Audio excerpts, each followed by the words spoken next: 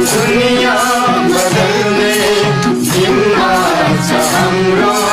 संसार सजाउने अभी भार हाम्रो दुनिया बदलने जिम्मा छ हाम्रो संसार सजाउने अभी भार हाम्रो हामी नै हौ इतिहास भुल्न सक्ने पाथरका सुन्दर फुल फुलाउने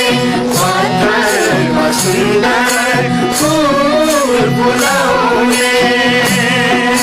टुटफुट खण्डित पुराण